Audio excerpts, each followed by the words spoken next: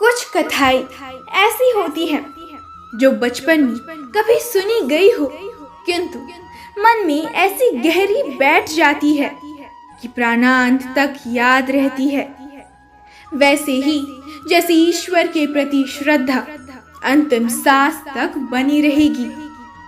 आज की कहानी सुनकर यदि आंखें छलछलाए या हृदय प्रेम से गदगद हो जाए, तो समझना आपके अंदर बैठे ईश्वर तक ये बात पहुंची है। श्री कृष्ण लीला और कृष्ण भक्ति की ऐसी कथाएं बहुत कम ही सुनने को मिलती है। ये कथा है उस विश्वास की जो हमें ईश्वर से जोड़ता है। ये विश्वास की डोर इतनी पक्की हो जाती है कि ईश्वर को सभी परंपराओं मान्यताओं को तोड़कर भक्त के लिए भागकर आना पड़ता है। माना जाता है जो अनन्य भाव से श्री कृष्ण की भक्ति करते हैं, भगवान उनके कार्य स्वयं संवारते हैं। आज हम ऐसी दो कथाएं सुनेंगे जिसमें भगवान अपने भक्त के लिए स्वयं दौड़ कर आए। उससे पूर्व यदि आप इस चैनल पर नए हैं तो चैनल को सब्सक्राइब कीजिए और बेल आइकन को भी अवश्य प्रेस कीजिए ताकि हमारे नए वीडियो सबसे पहले आपके पास पहुंचे। तो चलिए शुरू करते हैं। एक गांव में एक संत जी रहते थे। वो श्री कृष्ण के परम भक्त थे। वे श्री कृष्ण की पूरे मन से पूजा करते थे। उन्होंने श्री कृष्ण के साथ पिता पुत्र जैसा संबंध बनाया था। वो मानते थे कि श्री कृष्ण मेरे बालक हैं और वो उनके पिता है। वो हर रोज कान्हा को उठाते, भोजन कराते, गोद में खिलाते, अपना पूरा वात्सल्य श्री कृष्ण पर उड़ेल देते। कभी कहते कान्हा मेरी दाढ़ी नोच रहा है, कभी कान्हा को पकड़ने उसके पीछे भागते।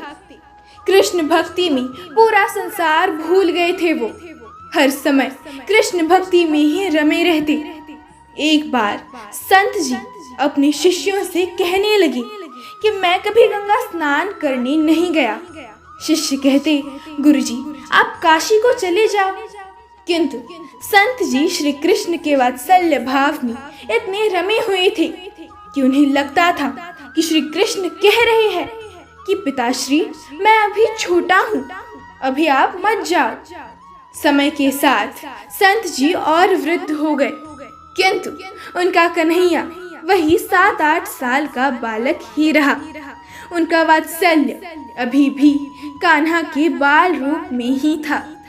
संत जी कृष्ण के चिंतन में ही स्वर्ग सिधार गए। उनके शिष्य उन्हें शमशान ले जाने की तैयारी करने लगे। इतने में एक 7-8 साल का सुंदर बालक गंगा जल का घड़ा लिए आया और कहने लगा कि मैं इनका मानस पुत्र हूँ, इनका अंतिम संस्कार मैं ही करूँगा। इनकी इच्छा थी गंगा स्नान करने की, इसीलिए मैं उनकी इच्छा अवश्य पूर्ण करूँगा। इसीलिए मैं घड़े में ये गंगा जल लाया हूँ। बालक ने संत जी के पार्थिव शरीर को गंगा स्नान कराया, संत के माथे पर तिलक लगाया और उनका अग्नि संस्कार किया। उस बालक में एक अद्भुत सी कशिश थी। उसके चेहरे पर एक विशेष प्रकार का तेज था कि वहां उपस्थित कोई कुछ न बोल सका। किसी ने कुछ पूछा ही नहीं। अग्नि संस्कार के बाद में बालक अंतर्ध्यान हो गया। उस बालक के जाने के पश्चात सभी के मन में आया कि संत जी तो बाल ब्रह्मचारी थे, उनका तो कोई पुत्र था ही नहीं। वो श्री कृष्ण को ही अपना मानस पुत्र मानते थे। इसीलिए भगवान श्री कृष्ण जी स्वयं संत के पुत्र के रूप में आए थे और उनका अंतिम संस्कार कर चले गए। एक और प्रसंग, जब श्री कृष्ण ने भक्त के नियम को टूटने नहीं दिया। एक सेठ भगवान श्री कृष्ण का परम भक्त था। वो अपना काम धंधा करता था और सोते जागते ठाकुर जी का नाम जपता रहता था। उसका एक नियम था कि वो रोज शाम को कृष्ण मंदिर में जाकर 4 लड्डुओं का भोग लगाता था। एक दिन उसे किसी काम से शहर से बाहर जाना पड़ा और वहाँ जोरदार बारिश होने लगी। वो वापस लौट नहीं सकता था। वहाँ भी वो ठाकुर जी को ही याद कर रहा था। वो कुछ समय परेशान रहा कि आज मेरा भोग लगाने का नियम टूट जाएगा। फिर उसने मन में कान्हा जी से कहा कि हे ठाकुर जी, मैंने यदि सच्ची भक्ति की है तो मेरा नियम टूटने ना देना। और वो कान्हा जी का नाम लेते लेते सो जाता है। अगले दिन वापस आकर मंदिर जाता है। दुकान से प्रसाद में 4 लड्डुओं को लेता है और दुकानदार को पैसे देता है। दुकानदार उस सेठ से कहता है, आपके कल के पैसे भी देने बाकी है सेठ जी। ये सुनकर वो हैरान रह गया। उसने दुकानदार को बताया कि कल तो वो आया ही नहीं, तो कल कौन प्रसाद ले गया।